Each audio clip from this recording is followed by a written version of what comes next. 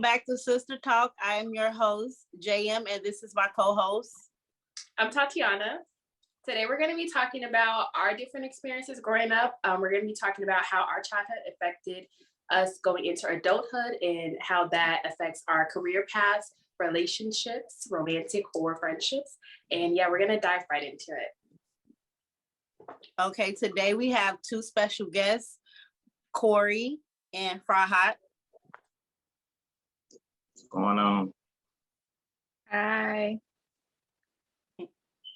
You guys can give a brief background about yourself if you want to. Farhat, you can start. Okay. Hi, my name is Farhat. I live in Arizona. I just recently graduated from ASU, and my parents and I were all from Kenya. I'm Kenyan and Comorian, and I was brought to the US when I was 3, so I've grown up in Arizona ever since. How y'all doing? I'm Corey, and I'm from Chicago, Illinois. Okay, so it's brief. And we're going to start off with a icebreaker today. Okay, so for today's icebreaker, what is one thing in your life that you want your kids to know? I'll go first. I think mainly what I want to pass on to my kids is that life is not that serious. And that sounds bad, but I feel like social media and then outside people make it seem like it's more serious than what it is, and that you're in a rush to reach like whatever goal you have to reach. So I just want to remind my kids as they're growing up that like it's okay to take a break from things, have setbacks, failures, like whatever. That's something I want to definitely instill in my kids. Okay, I can go up next. What I would like to instill in my kids is family is very important. So always put family first after God. And also I want to instill in them that you don't have to rush things, or it's no certain way you go about life, or you don't have to have life figured out right after graduation of high school or even college. So just take their time and let it flow how it goes. I think that if I were to give them one thing, it would be to be able to experience life. I wouldn't want them to feel like I was overly strict or like I held them back from doing something that they wanted to do. Like I would want them to learn from their own experiences rather than like me putting my fears onto them and then holding them back from like living their lives. What I think I tell my kids is to work hard, have fun in life though. Don't, have your fun, but at the same time, work hard, because hard work always pay off. That's nice. Okay, moving right into it. I want to start off by talking about schooling in the household. Whatever schooling that your parents chose to put you into, and then how important they made it seem. For me personally, I went to Catholic school young, I think until 4th grade, and Catholic school is a little bit more rigorous than public school. And then I went to public school from there on up.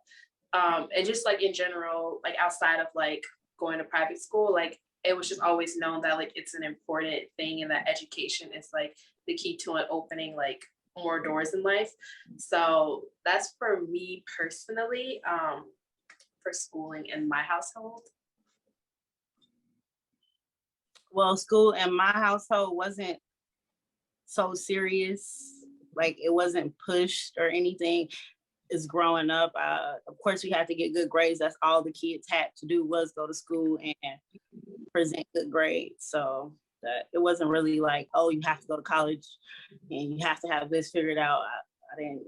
It was just get good grades. Complete high school was good enough for my household as growing up.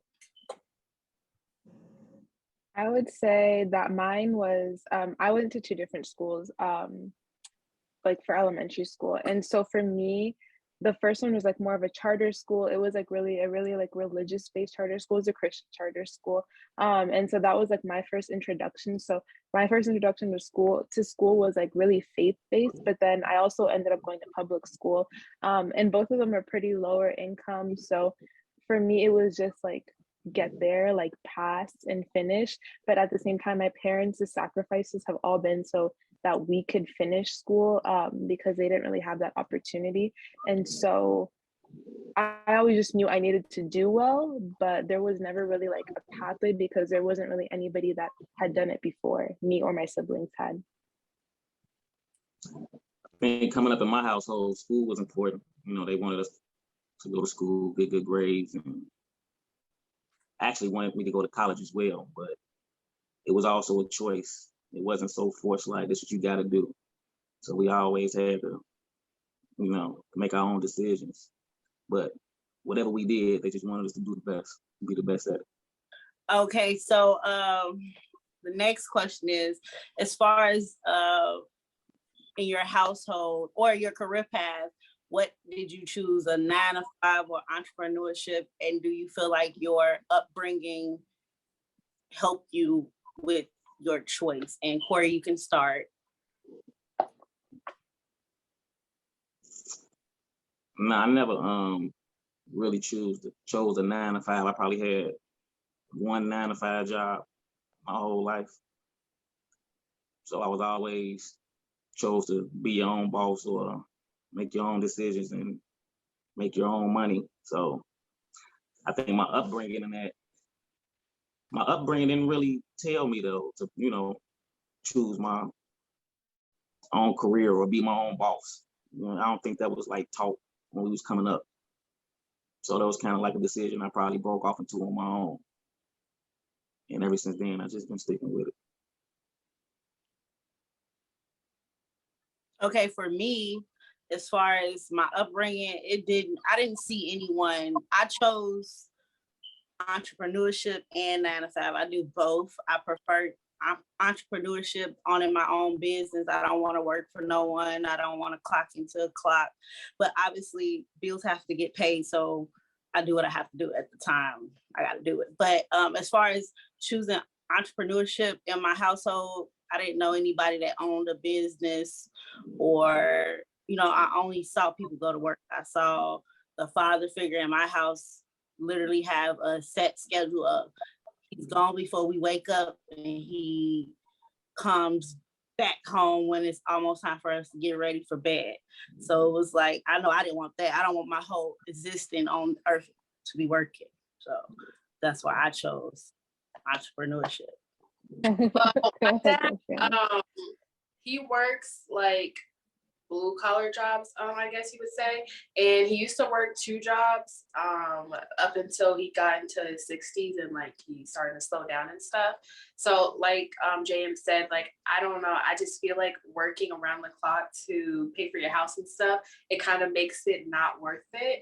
But I can't say personally what I've been doing because I have yet to provide for a household yet. I'm only 21 and I just graduated college. But I just know that I don't want to work around the clock just to pay for a house, because then it's like I'm never going to be in the house or enjoy like the other luxuries in life. But I would be okay working a 9-to-5 if I truly enjoyed it and if the money was good. I'd be okay with it. But I think I also would prefer to be my own boss. But that goes outside of a 9-to-5 because you're always working because it's your own like brand and stuff. So I think personally, overall, I don't mind it, but it would have to be enough money and I would have to enjoy it, and I wouldn't want to work like 100 hours a week. But I think I would say like similar to you, Tatiana, too. I haven't provided for a household or anything like that. And I wouldn't even know what that would be like. And I know for me, I also just graduated and I got my degrees in political science and women and gender studies. And I used to think like I wanted to go like work in politics and like have more of a political job, but I don't see myself doing that, only because I feel like that would turn into something that I wouldn't enjoy doing. And I haven't fully even decided what I want to do, which is why like I'm going into grad school. So I'm just going to continue with school until I get to the point where I have to make a decision about what my job will be. And I know for like my dad, he's always been a really big business person. He's never wanted to work for another person. He always wants like to be his own boss. But I've seen him like kind of struggle with having to have a 9 to 5, like clock into work. He also worked like a blue collar job and everything. And same thing for my mom. And I can tell like at the end of the day, it hasn't always been the most fulfilling experience. And I know that even if I was to go into like the workforce, it would be something like maybe a nonprofit and something that I could manage on my own. So I guess even if I don't see myself like owning a business on my own, it would still be something that I'd want to like manage rather than have to have somebody like be on my back about what time I get into work, what time I get off of work, or like feeling like I'm working late at night or just longer hours than I ever expected.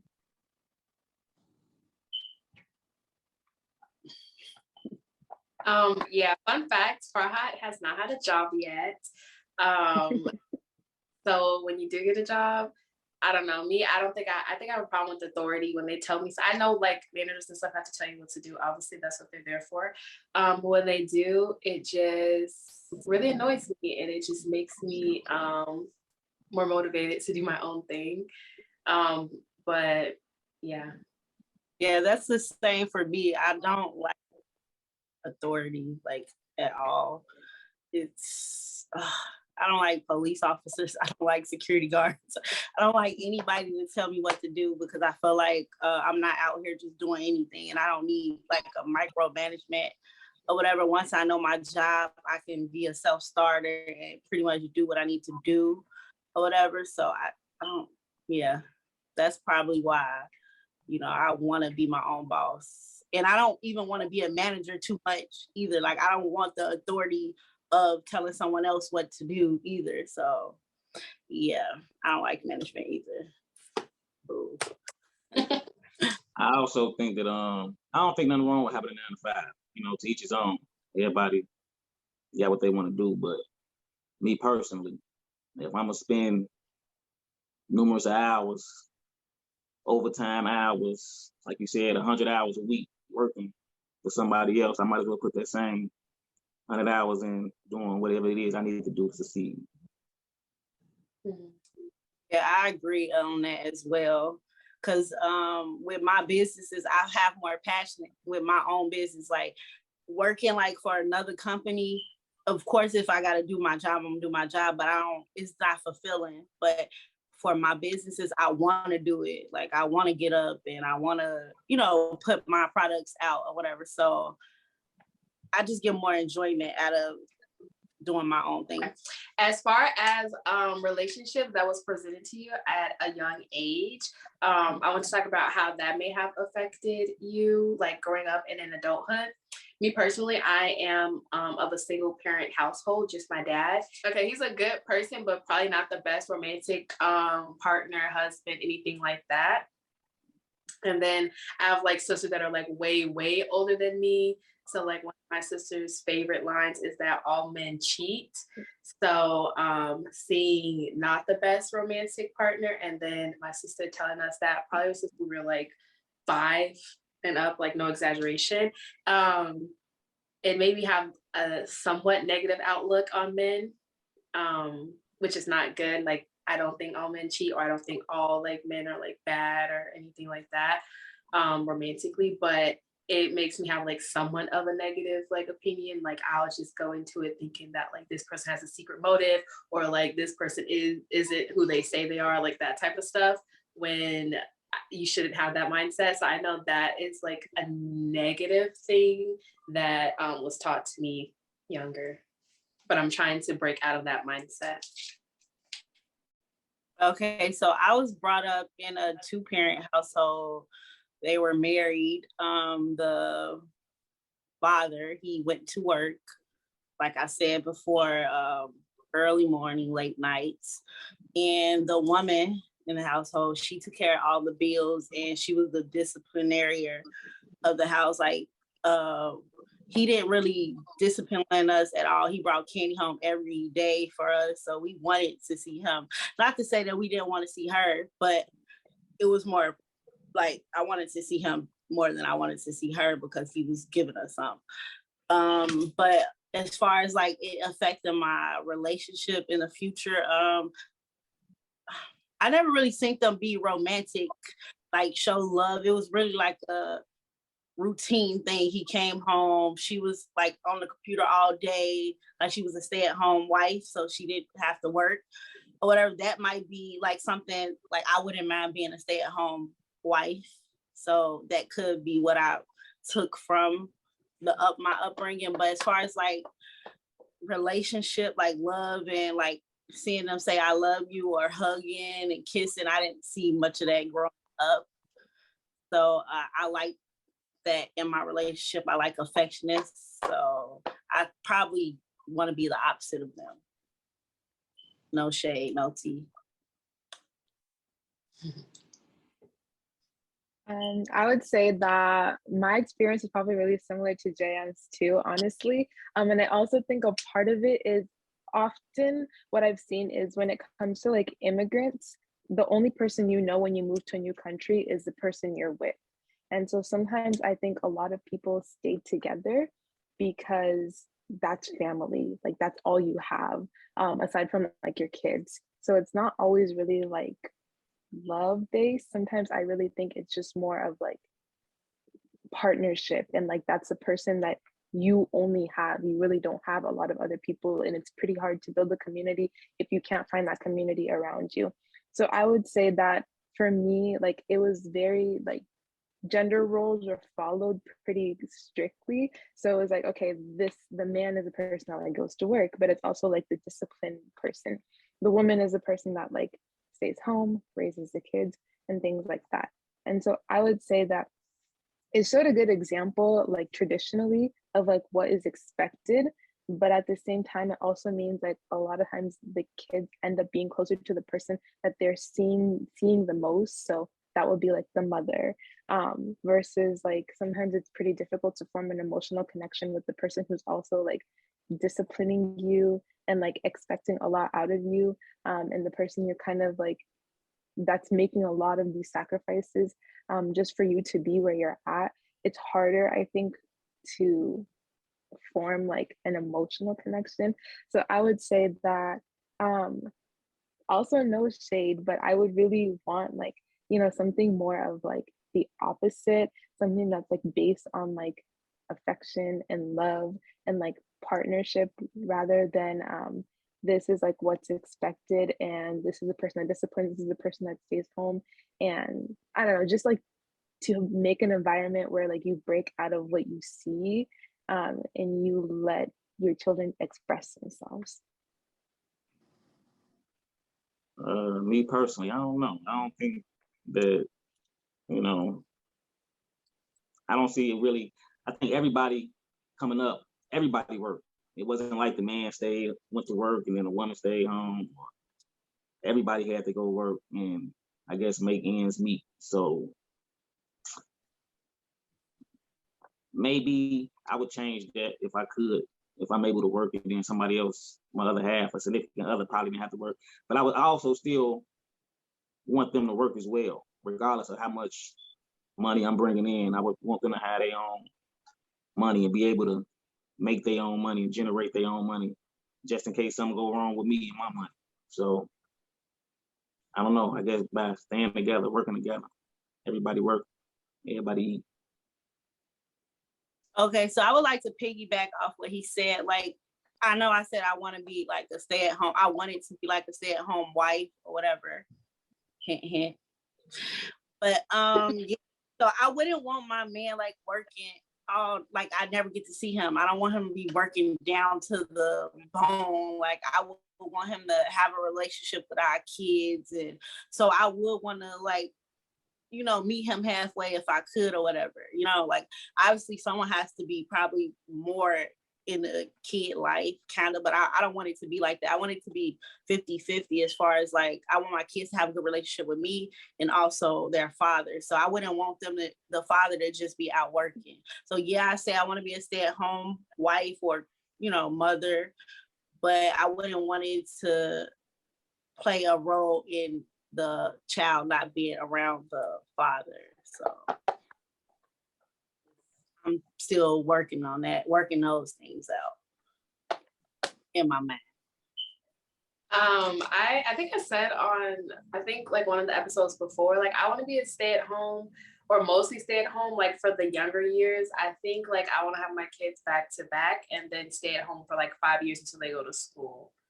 Because I don't want to miss anything. So hopefully like me and whoever I have kids with, like financially able to do so. But I do think like at least one parent should be like work less, or like if they have the opportunity to, should work less, so that like the kids could see them like a little bit more, see a familiar face. So that is like one of my like biggest hopes, is why like I want to get like super financially stable, because I want to be stay at home at least for like 5 years until they like can talk and go to school and stuff, because I know once they go to school I'm gonna have like a lot more time. But that's one of my hopes.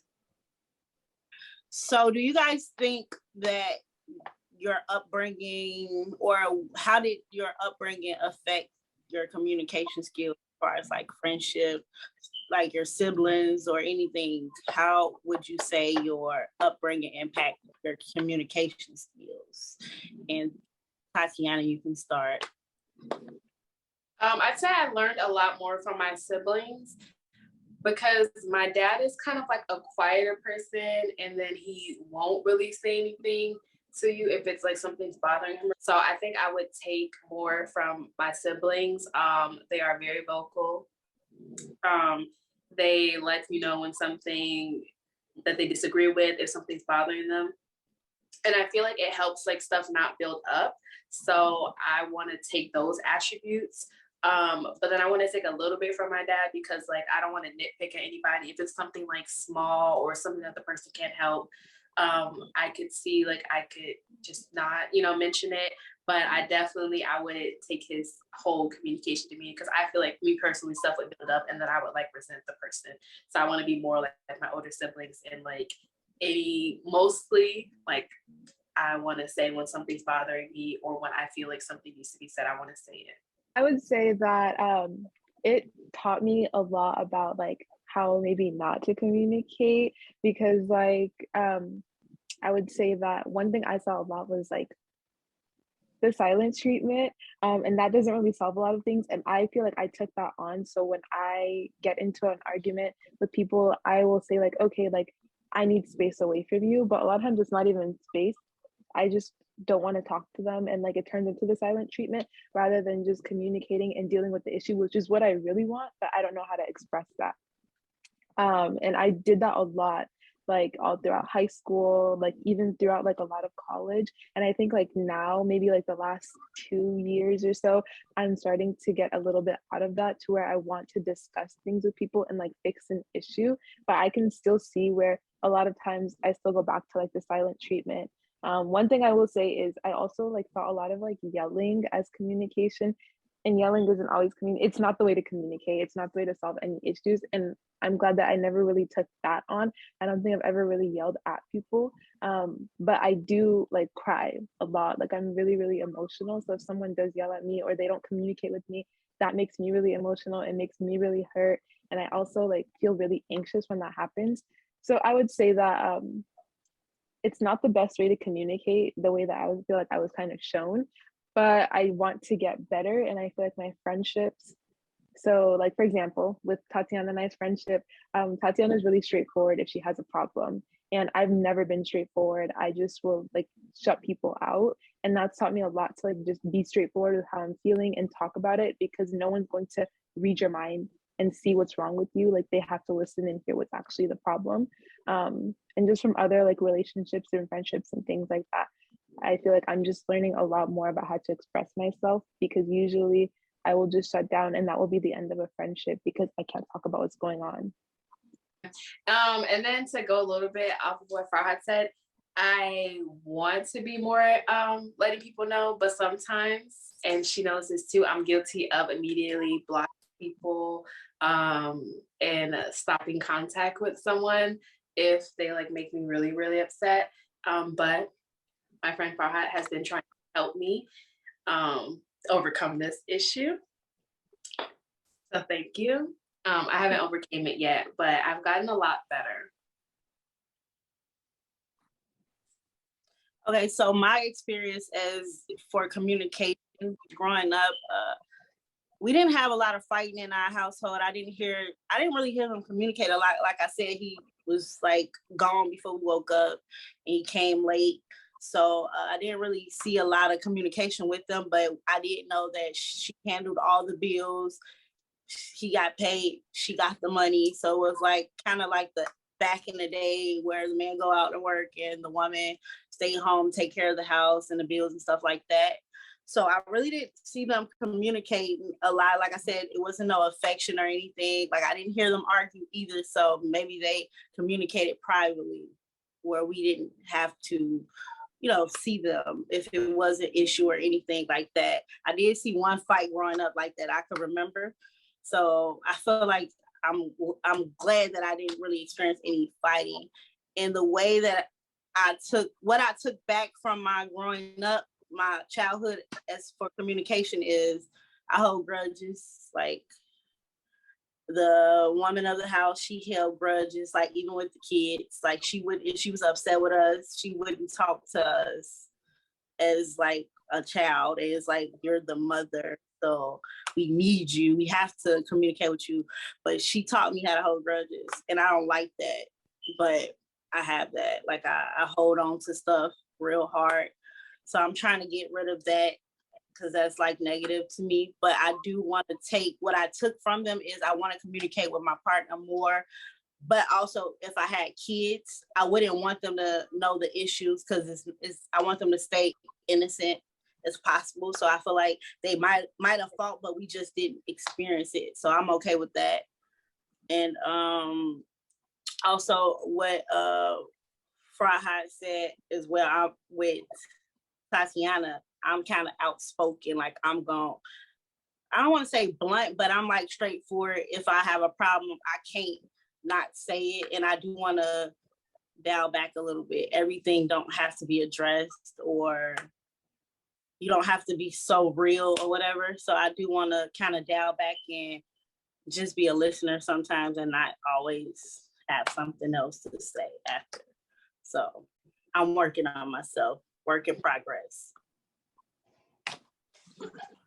I don't know. I think for me coming up, I probably took the different route because we was a small family, you know what I'm saying, coming up, and we still is a small family, but we talk, we communicate, with each other about everything. I talk to my mama all the time. So, but Every me, I'm day. more the type of person. I'm more the type of person that hold my, you know what I'm saying. I don't really let my problems get to everybody or, discuss my issues. I kind of like hold them in on my own and figure it out or whatever the case may be before I just express myself or let everybody know what's going on with me. I kind of just like hold on to my own problems and figure it out on my own. So might be a little different from coming up because we communicated a little bit better with each other because we were smaller. Yeah, I'm the total opposite of Corey. Like I don't make my problem other people's problem, but I do I have a big family. I have 10 siblings. So I have a lot of sisters to talk to. So I do talk to everybody. Like I'm pretty close with everybody. So if I have a problem, I talk to my best friend, my man, my sisters, whoever. So yeah, I'm the total opposite. I couldn't even imagine not having somebody to talk to or to feel like I just got to keep it to myself. Sometimes I try, but it don't work. So having a big family kind of helped me where I feel like I have an outlet where I don't have to hold stuff in because I'm not good at it at all.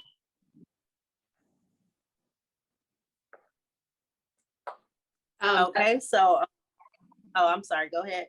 Say, that's a plus for me too. I usually tell my sisters mostly everything of what's going on. So I think family wise, I used to when I was younger, I used to want 10 kids just because I have a lot of siblings. And I have a lot of different outlets and opinions and stuff that I could grab from, but then now I know it's unrealistic. But that's a big plus of coming from a larger family. And then I'm the youngest, so a lot of stuff that are probably everything that I go to my sisters with, they've already encountered. So that's definitely a plus. So I just want my kids I can't have 10 kids. I'm not gonna have 10 kids, but I want to have enough to where it's like they have enough outlets, they have enough like help or listening ears if they feel like they need it. Yeah, I would honestly say the same thing too. I like only have two siblings. And my sister and I were really, really close like growing up. And so she was always my listening ear.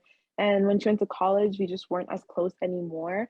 And I also feel like the relationships I had when I was younger, like with my siblings, made it really hard for me to cut people off. So even if someone does something wrong to me, I'll do like the silent treatment. You know, it's easier for me to like stop talking to someone because then they get angry, they stop talking to me.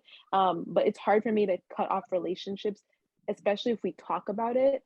We don't even really reach a resolution, but it's hard for me to let people walk out of my life or like to end friendships, even if they're really, really bad. And so I would say that I think in a lot of ways, like family made it that way. So like where even with my siblings, if something goes wrong, I'm so easy to forgive them because they're the people that I talk to the most. But anyways, I also found like I have a close relationship with my mom. So if something happens, I'll tell my mom about it. But that's I just feel like where I would want a bigger family too, so my kids could have people to listen to them. So even if they don't have friends, even if they don't have people to talk to, like they always know they have family to turn back to. Yeah, me coming from a big family, I cut people off. Like, if you, I don't need, I love the people that I have in my life, but I feel like I don't need like too many friends because I have 7 sisters. So I automatically have best friends forever. So I don't hold on to friendships that don't serve me no purpose or they don't give me the same energy that I give them. So I really don't have a lot of friends and I have a bunch of cousins. So me coming from a big family makes me not feel like I'm okay with not adding too many people to my life. And I want to have my kids have a few people as well that's automatically gonna be their best friend. So we got to start now. That's how I feel. I don't have that many friends. I have like 3 friends, and to be 21, I know like as you get older, like your friends decrease, but at 21, you know, you still have like a bunch of friends. But I literally have 3 friends because I'm always like my siblings are gonna have to deal with me no matter what. So I'm just like friend wise, I X people out like really quickly. Probably hadn't noticed that, and then even like relationship wise, like I X people out really quickly too, which is not the best. But what about you, Corey? I keep a small circle. I ain't never really had too many friends, or I got the same friends I done had since grammar school and the beginning of high school. So a small crowd. I don't need too much attention. I usually do everything by myself anyway. You know what I'm saying? I go out, I be by myself. Maybe somebody might be with me, but I don't really do the friend thing like that. Friend is a strong word. So do you feel like you got a small friends because your family's small, or do you feel like that's just who you are? You don't care to have too many people around you? Yeah, I think that's who I am. I just don't get I don't think too many people serve me. Too many people can't serve me well at all. So I'm cool with that. You only need me, boo. I was gonna ask, would you consider your girlfriend your best friend? Yeah. You know, it's different things between guys and girls, you know, that we talk about. I can't discuss the same thing. I can discuss, but you know, yeah, we talk about everything for the most part. And yeah, probably so. Yeah, I agree. As far as like the best friend thing, we do talk about a lot of stuff. Like I feel like I can tell him anything or whatever, and he's going to be very blunt, very blunt. It's not going to be nothing I want to hear. It's going to be the truth. So I consider him my best friend too. Okay, so our closing out. What would you like to take from your childhood and instill in your kids? So one thing that you feel that you grew up with and you want to take to your childhood. And Tatiana, you can start. Mainly my dad, he is not a yeller. He doesn't really curse or anything. So I want that type of patience, because I just feel like that creates like a more inviting like atmosphere for your kids. So I definitely want to, I have a potty mouth right now. But my dad, he rarely ever curses around us. If I've heard him like talking to someone else. And then he rarely yells. I probably got yelled at like maybe like 2 or 3 times that I can remember. I don't know. And I probably like really was doing something. So that's the first thing. The second thing, now that I'm getting older, I have like long talks with my dad about his childhood, and like he's really transparent and like mistakes that he's made and stuff. So I feel like that's something I want to bring to my kids. I want to be able to, like, obviously if they're like not when they're like really little, but like maybe teenage years, start telling them stuff that maybe I did as a teenager that I like regret, or that I learned, or situations that I learned from. I will say now, like, we'll have like longer talks, and he'll just go on for hours about stuff that he did and that he's like not so proud of. And I feel like that level of like, openness, transparency, like I've learned a lot from that. I would say that I would want to bring like family into it. I would want my kids to like know how important it was to keep family, especially because I didn't grow up around any of my cousins. I didn't really grow up around like any of my aunts or uncles or anything. It was just like our little family, and that was all we. So I would want them to know it was like really just important to have like community around you. Like I like that whole idea of like it takes a village, because I felt like I didn't really have that village growing up, but all my cousins did. So I would really want my kids to understand how important it is just to have people around you. But I would also want them to like understand like the importance of like loyalty or like devotion to the person you're with. Aside from like, I know earlier I talked about like, okay, people kind of stick together because that's all they know, or the person that they're with, that's the only person that like they share like a background with. I also feel like my parents really taught me a lot about how important it is like to stick by another person. um my mom had cancer when I was growing up, and she was really sick for a long time, and she had just given birth to my younger brother. So through all of that, I know it takes a lot of patience to stick by someone, like when you don't think they're gonna make it, and when your kids are really young, and you're like the only person who's like the breadwinner in the family. And my dad really like stuck by my mom. He made sure he raised us. Like whenever she wasn't there, he found people to like help in taking care of us, and he just really showed us how important it is like to stick by like vows that you make with that person. If it's to death until you part, it's until you part. Like you're gonna stick by that person even if you think they have like one foot in the grave. And so I also feel like they really showed me how important it is, just like if you love someone, you stick by that person no matter what you're going through.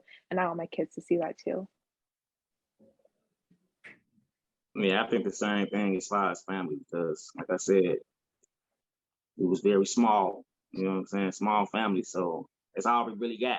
And I don't really do too many friends, or no matter what your friends, or no matter what even your family go through, your family gonna always be there at the end of the day. You could argue, fight, fuss, cuss, whatever it is, but y'all will get over it. Everybody get over it. So your family gonna always be there. So basically just to stick by your family. That's it. Okay, so for me, growing up, I felt like the guardians, because I didn't live with my mom and my dad, my biological mom and dad. I lived with adopted parents. So I'm gonna say my adopted parents. So growing up, the adopted mom, she was very strict. Like I couldn't do anything. Like I was very like sheltered as far as like I couldn't go to parties. I couldn't spend a night at anyone's house or anything. Like I couldn't do anything. And I always felt, and I was a pretty cool kid. Like I am a cool adult or whatever. But so I was invited to a lot of things I could never go to, and I never understood why. Like, why can't I spend a night over my best friend's house? I've been knowing her since I was in 4th grade. And so I would take that as far as not strictness, but I understand now as an adult why I couldn't, as a young girl, spend a night at someone's house that has like males in there or like brothers and stuff. So I would take that, like I would be real overprotective over my children. I wouldn't be strict, but overprotective, because a lot of things that I know now and I've been through, I understand why she was kind of like, oh, you're a girl. Because I always was jealous of the boys. They could do everything. They could go to parties.